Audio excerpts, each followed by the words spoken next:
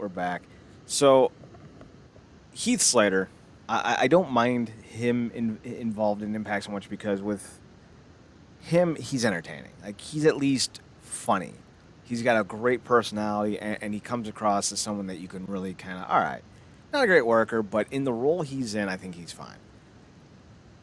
I know I've lumped him in with Brian Myers and Matt Cardona before, but at least those two dudes, I feel like banging on them, dunking on them ain't too hard. While with Heath, it's very much one of those things where he is at least entertaining, and I am interested to see where this Rhino Heath tag team does go, because they were clearly destined for more before Heath's knee injury. Marcus, are you at all excited for the possibility of a Heath Slater title run? Yeah, man, I think it should be trying to be the tag. I mean, look, I'm always be champion first and foremost for the next tag champions to be cause oh god, because they're still on freaking Beavis and Baldhead. Um, Mac and Swan. yeah, take them off Beavis and Baldhead and put them on Mac and Swan because I think they deserve it.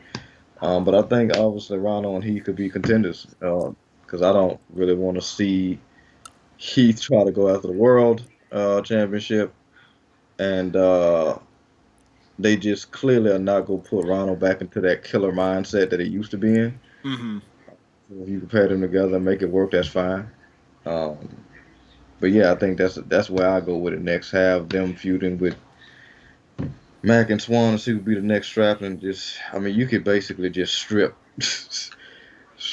the brothers of it at this point. But that's just me. But yeah, I mean if there's they need to take him away from Violent by Design. Because watching him getting punked and everything. I mean, this dude used to spear grown men through walls as an assassin. Mm-hmm. So to see him, you know, basically be a lackey, it doesn't work for that character. So let's go to some roster updates. We'll just run through this real fast. If you want to comment on anything, we can. We know that Masha Slamovich has signed with Impact after her performance at the Knockouts Knockdown event. Gail Kim offered her a contract, and apparently she signed it. She said on Twitter, "One of the wildest moments of my career. Thank you, Gail Kim. Excited to see what the Impact Wrestling chapter holds." Nice. So that's pretty dope. We also know that Awesome Kong's going to be inducted at Bound for Glory. Well deserved. I don't think anyone's going to deny that. Her involvement in the early years of the Knockouts division was necessary, and I'm trying to think of the right word, but it was necessary. I think that's a good way of putting it. Her involvement made it possible, along with Gail Kim. And then we have AC Romero. He's officially gone from the company. He requested his release last month. He got COVID this year or last year, and it took him essentially out of any type of use. But he posted this on Twitter the other day. I think it may have even been today. No, posted it a week ago. Quote, I had hoped this day and situation would never come, and despite doing everything in my power to prevent it, I find myself here all the same asking for and being granted my release from Impact Wrestling. I want to start by thanking everyone at Anthem. I truly mean everyone from the production crew, the agents, to the office, to the men and women I was fortunate and lucky enough to share the locker room and ring with. I have to give a special huge thanks to you, Larry D, who became like a brother to me during our run as Triple XL. Even though I never considered myself a tag team wrestler, I'm so grateful to get paired with a great wrestler like Larry. Even before I caught COVID, I had felt that opportunities were few and far between and had become non existent after I recovered from COVID. All I've ever wanted to do was show the world what I can do, to not let people judge a book by its cover and entertain like only I can. With this chapter of my career coming to an end, I am very much so looking forward to starting the next one and getting back to business. Thank you for all your love and support. See you when I see you, AC. I'm not going to miss him. And frankly, I don't know why he asked for his release, considering he's kind of in a place where he can work wherever he wants and he's not really limited. So I don't know. It's his call, though. Fair enough. You do you. Marcus, are you at all upset about AC? Yeah, I didn't know he had caught COVID, man. God bless him. I don't know how anybody else felt about Triple XL, but I thought they was actually a really good team that ended up meshing together far better than I think a lot of people thought they did. I thought they was really formidable. Um, and really could have been contenders, if not actual holders at one point of the tag titles had they kept going. But yeah, that's why I was kind of tilted my head when he said he didn't really see himself as a tag team wrestler. Like it felt to me like it was a perfect fit, but maybe that's because of who he got paired with, you know. So um, yeah, I'm kind of with you. He won't necessarily be missed because I didn't even. The irony here is I hadn't even thought about Triple XL until you just brought him up. So it's just kind of one of those things. But that's kind of how the business goes. When you're off, a lot of other people are up, and we got a lot of tag teams coming in. So it'll suck because, like I said, I thought they was really good, but you know, um, I don't think the roster's gonna be hurting because he's not on it, unfortunately. Yeah, I'm of the same mindset, so we'll definitely see what happens with him.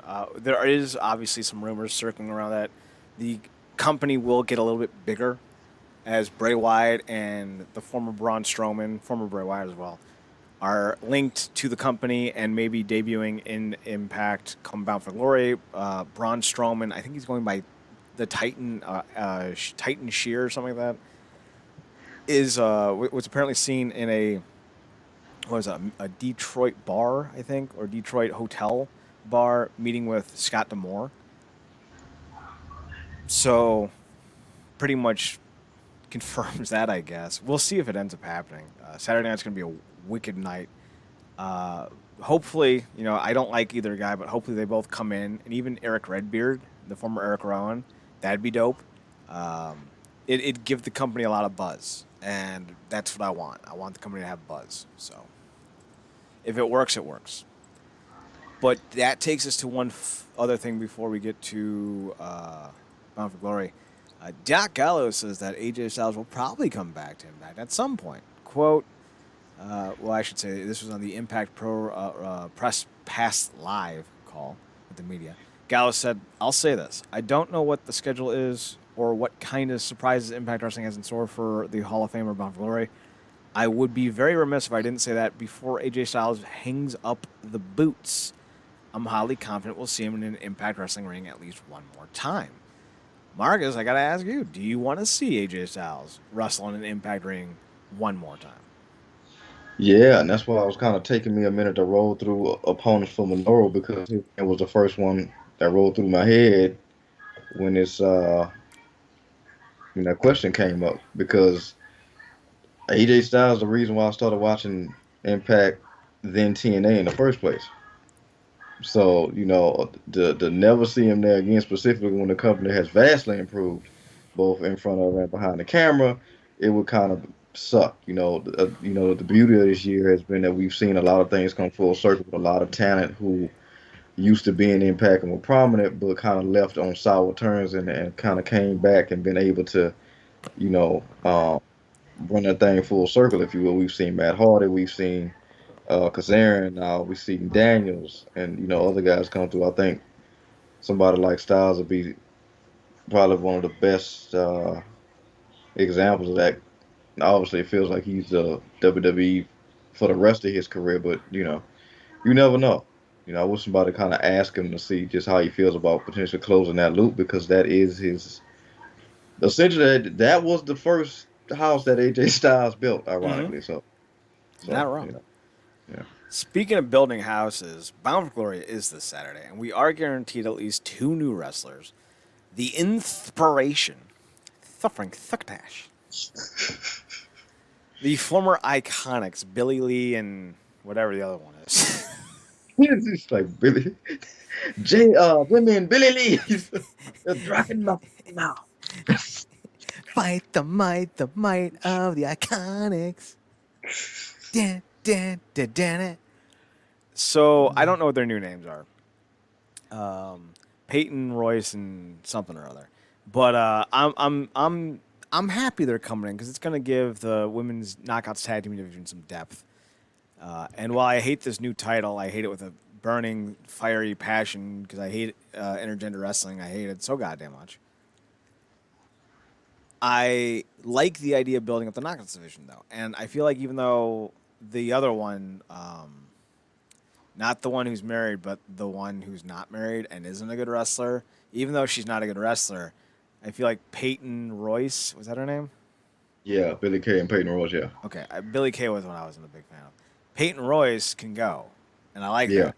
So like, yeah. and Billy King. Wait, that's not right. Billy, what was Kay. it? Billy Kay. I was kind of right. She's a Heath Slater. She's entertaining enough that I don't hate her on television. Just don't make me watch her wrestle, please Now, God.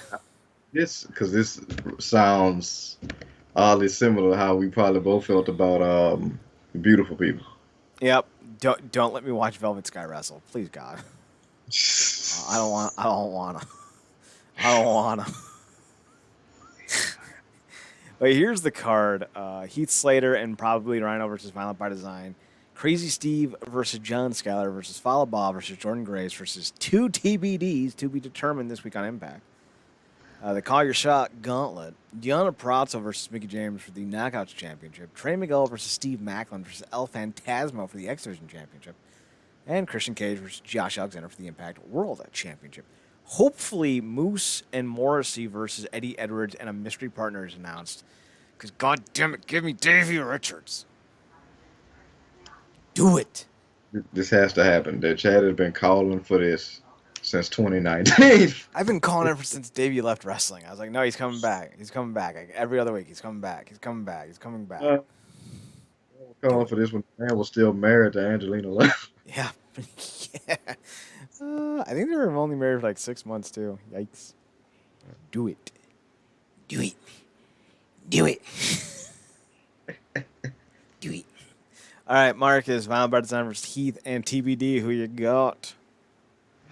Yeah, I'm going. Obviously, I'm hoping it's Rhino, and I'm going with them. They could use a win. Heath could, I would imagine they wouldn't want to re-debut him taking an L, and Rhino could use getting some comeuppance up on the Violent Squad. So yeah, I'm going with them. Digital Media Championship, which makes me want to Usually throw up. physically throw up. Digitally, yeah, sure, okay. We know it's Crazy Steve, John Skyler, Falaba, Jordan Grace, and two others to be determined this week. They're giving it to Jordan Grace. I don't know why they're doing an intergender title. I don't fucking care. I feel like this is just done to placate Jordan so they can keep her around. Yeah, similar, just because of they clearly not putting the knockouts back on her for whatever reason.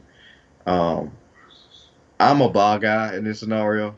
I know, like you said, I'm leaning my head's with you, my heart's with bar.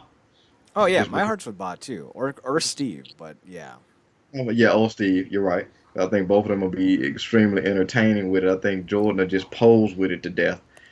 Um, because every time I think about Bob, I'm like, he already lost Scarlett. Stop, stab. Um, but yeah, I guess to give it to Grace because the intergender things are it's her thing. I think Um, I was about to say a dream match would probably be the face off with Grisham, but I'm pretty sure that already happened, and now it continues to happen in a completely different context. But yeah, so probably going with Grace on that one. I think the weirdest thing is that as soon as Grace wins this belt, there's going to be like 20 new semi-nude photos of her posing in nothing but the title belt and some provocatively placed hands up on her OnlyFans. Like it's going to be a thing. Oh my God! See, we real brothers because that was in my head and I held it. Wait a minute. Like I feel like she's gonna be posing with that thing. Yep, definitely going up on the page. Yep, that's definitely going up. Yep. No shame in her game either. She Listen, I think we've over sexualized this nation enough, honestly. But like, I know it's coming. Like, I'm not mad about it. I think I hate the predictability of it. Like, it's coming. We what won't what do